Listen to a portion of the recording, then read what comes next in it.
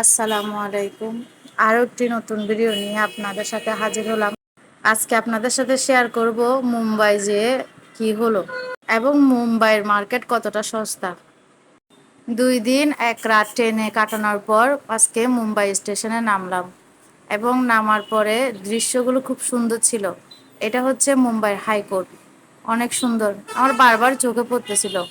এটা হচ্ছে station. Station অনেক নিরিবিলি ছিল, তেমন একটা ভিড় ছিল না।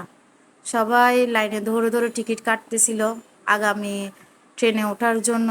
আমরা মুম্বাই যখন আসছি, আমরা মুম্বাই একদিন থাকবো। তারপর সব লাগেজ নিয়ে আমরা বেরিয়ে পড়বো একটা বাসের উদ্দেশ্যে, কারণ ওই বাসে করে আমরা যাব ভেন্ডি বাজার, যেখানে আমরা থাকবো হোটেলে।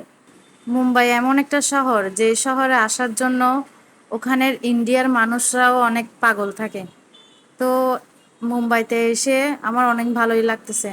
আমার ইচ্ছা করতেছে একটু যদি শাহরুখ খান, সালমান খান এদের দেখা পাইতাম, কিন্তু এটা তো কখনোই সম্ভব না। মুম্বাই সিটিতে বেশিরভাগই থাকে সুপারস্টাররা। মুম্বাই হচ্ছে ওদের জন্য একটা স্বপ্নের শহর, যেখানে অনেকে অনেক আশা নিয়ে স্বপ্ন নিয়ে আসে অনেক কিছু হওয়ার। আমরা কলকাতা থেকে মুম্বাইয়ে আসছি একটাই কারণে, মুম্বাই মাজার আছে, অনেক দরবার আছে, ওগুলোতে যাব। তারপর মুম্বাইয়ে কয়েকটা মার্কেট আছে, ওগুলো ঘুরবো, দেখবো কীরকম। মুম্বাই সিটিটা এমনি অনেক ব্যস্ত শহর, যে যার কাজেই লেগে পড়ে আছে দৌড়াদৌড়ির মধ্যে, কারোর থেকে সময়ও নেই, সবাই ছোটাছুটি করছে। এখন সময় সকাল 7টা কিংবা 8টাই হবে, তারপরও সবাই অনেক ব্যস্ততা।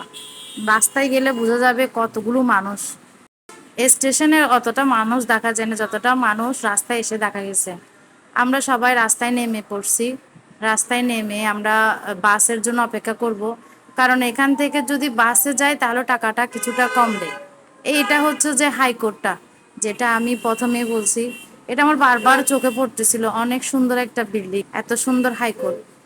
আমি চারপাশের ভিডিও করতে করতে শুধু ক্যামেরাটা ওইদিকে নিয়ে যাচ্ছি। আমার ফোনের ক্যামেরায় যেন লাগতেছে ওই হাইকোর্টটাই বেশি সুন্দর লাগতেছে। হাইকোর্ট যেরকম সুন্দর, তেমন স্টেশনটাও সুন্দর।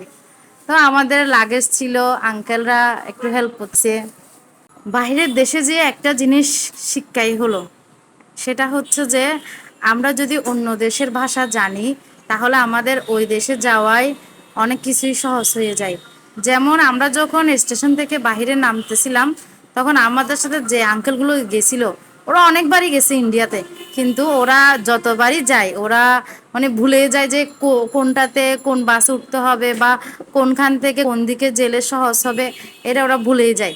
তো ওরা অতটা মনে রাখতে পারে না। তো সেই হিসাবে আমি ইন্ডিয়ার ভাষা জানতাম, সিরিয়াল দেখে দেখে শিখছি আর কি। তো ওইটুকুতে আমি কি করলাম, ওখানের আশেপাশের জনগণ থেকে জিজ্ঞেস করছি হিন্দি ভাষাতে। তো ওরা আমাকে ইজিলি বলে দিছে কোন দিক থেকে কোন দিকে যাইলে মানে তাড়াতাড়ি সহজ হবে।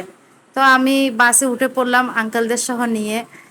খুব শর্টকাটে আমরা বাসে উঠে চলে গেছি, কারণ বাসে করে যাইলে টাকাটাও কম লাগে, কিছুটা টাকা বেঁচে। তা আমরা বাস থেকে নেমে পড়লাম, নেমে এই কুকুরটা দেখলাম, খুব কিউট লাগতেছে, সুন্দর লাগতেছে। তা আমি ওকে দূর থেকে এই টমি, এই টমি এরকম করে করে ডাকতেছিলাম, হিন্দিতে বলতেছিলাম। এখন বুঝলাম না, সে আমাকে বিনদেশি মনে করে একটুখানি উঠলো।